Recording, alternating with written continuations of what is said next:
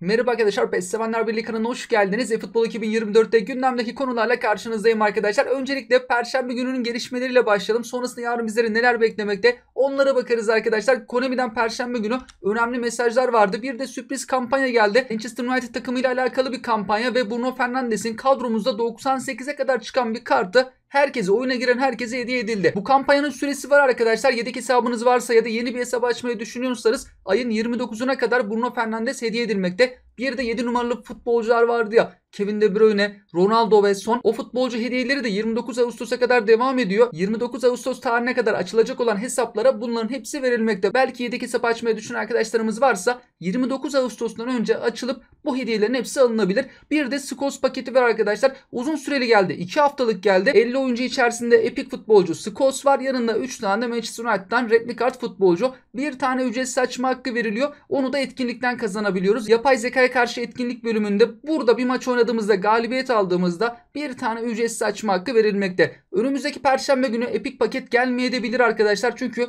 bu paket 2 haftalık açıklandı. Yeni bir paket gelmeyip belki Japon Ligi ile alakalı Showtime ya da Epic paket getirebilir Konami. Perşembe günleri artık transfer güncellemelerini de gerçekleştiriyorlar. Hem oyuncu hem de menajer güncellemeleri gerçekleşiyor arkadaşlar. Burada önemli olan nokta, takımların resmi maça çıkmasını da bekliyor gibi Konami. Ki liglerin çoğu da başladı arkadaşlar. Bizim ligimizde geçen hafta başlamıştı. Bu hafta ikinci maçlar var. Premier Lig başladı. Bundesliga başladı. Alman Ligi haftaya başlayacak. Birçok lig artık başladı. Markette örnek olarak Real Madrid'e baktığımız zaman Mbappe'yi artık Real Madrid futbolcusu olarak görebiliyoruz. Bir de geçtiğimiz Perşembe günü Endrick eklendi. Endrick oyunda yoktu. Real Madrid'in genç futbolcusu. Geçen sezon Brezilya Ligi'nde Palmeiras'ta forma giyiyordu. Palmeiras çok önemli bir takım ama ne yazık ki oyunda yer almıyor. Brezilya Ligi'ndeki çoğu takım birincilik olsun, ikincilik olsun oyunda yer alırken Palmeiras oyunda bulunmadığı için Palmeiras'taki futbolcuları alamıyorduk. Oyunda olmayan birçok futbolcu Konami'nin anlaşmalı olduğu takımlara gittiği takdirde oyuna eklenebilmekte. Bunun bir de tam tersi var arkadaşlar. Konami'nin anlaşmalı olmadığı bir takıma, lige giderse bu sefer onu marketten de çıkarabiliyor. Menajerlere baktığımız zaman da menajerlerde de güncelleme yapmaya başladılar. Zeissler hızlı kontratakta en yüksek seviyeli marketteki menajerdi. Gerçek hayattaki adıyla Klopp, onu marketten kaldırdılar. Tuhel'i de Bayern Münih ilk resmi maçı oynadıktan sonra belki kaldırabilirler. Ya önümüzdeki perşembe ya da bir sonraki perşembe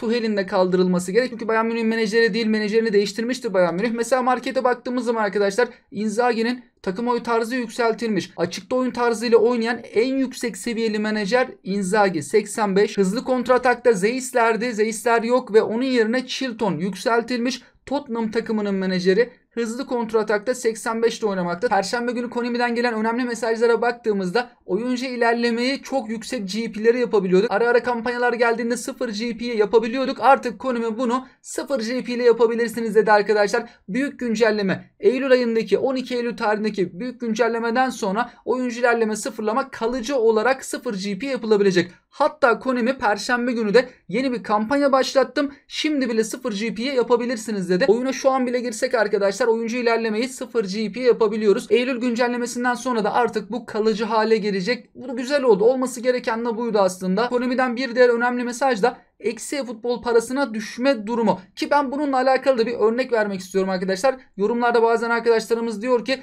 eksi futbol parasına düştüm, neden olabilir diye. Bunun en önemli sebebi oyun içerisinde futbol parası satın alınıp sonra geri iade yapıldığında Konami de oyundan futbol parasını geri istiyor. Kullanıldıysa da eksiye düşürmekte. Bununla alakalı şöyle bir örnek vermek istiyorum arkadaşlar. Hesap almayı düşünen arkadaşlarımız bu konuda dikkat etmeli. Diyelim ki ben yeni bir hesap açtım, oyuna girdim. O 3000 liraya yakın futbol parası satılıyor ya, 12.800'dü galiba. Onu aldım. 3000 liraya o devasa futbol parasını aldıktan sonra tüm paketleri alırım. Geriye kalan futbol parasına da istediğim her yerden açılımlar gerçekleştiririm. Hemen kısa sürede mükemmel bir kadro, mükemmel bir hesap ortaya çıkarabilirim. Ama sonra Google Play'den paramı geri isterim. Ya ben aldım, yanlışlıkla aldım. Herhangi bir sebep öne sürüp paramı geri istediğimde Google Play de kabul ederse paramı bana geri verir. Yani 3000 liramı da geri aldım ama oyunda da bir ton şey aldım. Eskiden Konami buna bir şey yapmıyordu ama artık son aylarda diyor ki verdiğim e-futbol parasını eğer paranı da geri aldıysan istiyorum. Yoksa eksiye düşürürüm. Sonra bir anda eksi 12 bin lira e-futbol parası düşebilir. Eğer hesap alırsanız arkadaşlar, diyelim ki siz aldınız çok güzel bir hesap.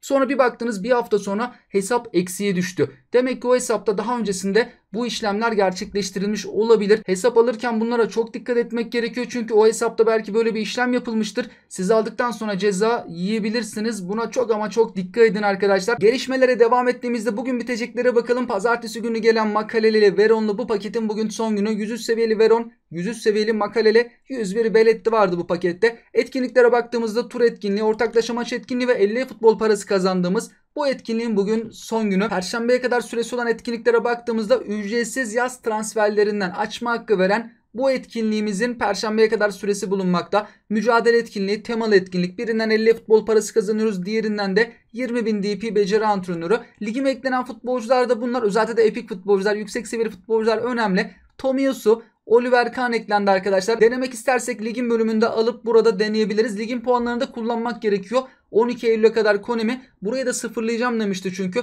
Puanlarımızı kullanabiliriz. Aldığımız oyuncular varsa deneyebiliriz. Perşembe günü bir de yeni görevler eklendi. Hediye çok fazla değil ama 2 tane beceri antrenörü hediye edilmekte. Perşembe günü yaz transferleri Vol 2 geldi. Burada en yüksek seviyeli futbolcu 101 Mbappe. Diğerlerinin seviyesi düşük. Ligimizden de herhangi bir futbolcu tercih etmedi Konami. Yarına geçtiğimizde klasik pazartesi etkinlikleri gelecek. 50 futbol parası kazandığımız etkinlik. Bir de GP, bir tane pozisyon antrenörü kazandığımız etkinlik yarın gelecek. Yarın harika bir epik paket geliyor arkadaşlar. Savunma oyuncularından oluşan bir epik paket var. Epikler çok güzel. Paketteki öne çıkan oyuncular, renkli kart futbolcular bu isimler. Castells, Mahle, Sutalo, Raum, Ampadu, Poş, Rodriguez, Hendre. Epiklere geldiğimizde ise şimdi Matius belki değişebilir arkadaşlar. Beklenti Matius'un gelmesi yönünde. Maldini ve Çeh kesin gelecek gibi çünkü FUP uygulaması perşembe günü de görselleri ekledi.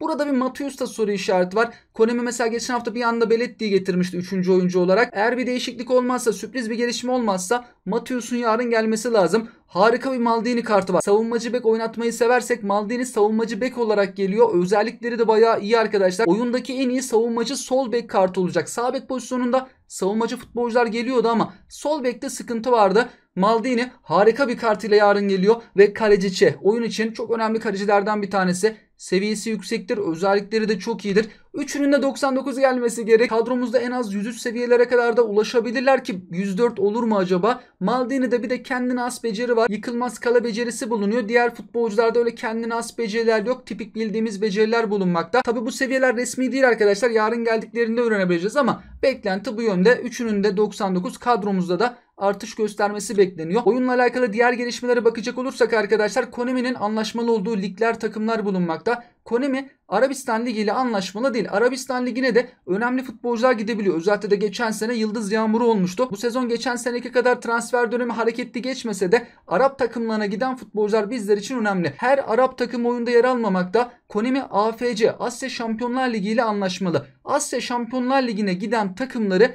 markete ekleyebiliyor. Oyuncularını getirebiliyor. Showtime olarak getirebilir. Öne çıkan oyuncu renkli kart olarak getirebilir. AFC'de yer alan takımlar da bunlar arkadaşlar. El Hilal, El Nasır. Mesela Ronaldo'nun takımı var. AFC üzerinden Ronaldo'nun kartlarını getirebiliyor. Showtime'larını öyle getirmişti. El Ahli. Burada El Hilal'de Neymar ve diğer yıldız futbolcular yer alıyor. El Sadd. Buraya baktığımız zaman Benzema'nın takımı yok. Ben baktım. El İttihad. Benzema'nın takımı El İttihad AFC Şampiyonlar Ligi'ne katılamamış. Geçen sene ligde 6.'ymış galiba. Ben bakmıştım ama tam hatırlayamadım. 5, 6, 7 oralarda. Üst sıralarda ligi bitiremediği için Benzema'nın takımı AFC Şampiyonlar Ligi'ne katılamadı. Burada da şöyle bir durum ortaya çıkabilir arkadaşlar. El İttihad'daki birçok futbolcu marketten kaldırılabilir. Markette olanlar da kulüpsüz gözükür. Kulübünü göstermez Konami. Milli takım üzerinden getirir. Mesela El İttihad takımı Diaby'i transfer etti. Diaby'nin de oyunda kartları güzel oluyordu. Player of the Week artık gelemeyecek kendisi. 55 milyon euroya transfer ettiler. Fabinho, Felipe, Benzema, diğer futbolcular geçen sene transfer ettikleri var. AFC üzerinden renkli kartlarını getirebiliyordu Konami ama artık bu futbolcuları milli takım üzerinden görebiliriz ilerleyen dönemlerde. Markette bazıları olabilir, bazıları olmaz. Olursa da kulüpsüz gözükürler arkadaşlar. Perşembe günü de giriş bonusu değişecek. Oyuna girdiğimizde kampanyadan dolayı hediyeler verilmekte. Bu hafta Perşembeye kadar her gün pozisyon antrenörü veriliyor. Perşembe günden itibaren de her gün birer tane, toplamda 7 tane beceri antrenörü verecek arkadaşlar. Oyundaki öne çıkan gelişmeler bunlarda. Bizim ligimiz olsun, Avrupa'da birçok lig başladı. Player of the Week paketi artık yeniden gelebilir mi? Onunla alakalı bir gelişme olursa bu hafta içerisinde sizlerle paylaşırım arkadaşlar. Sizler de yorum ve görüşlerinizi bizlerle paylaşabilirsiniz. Hoşçakalın.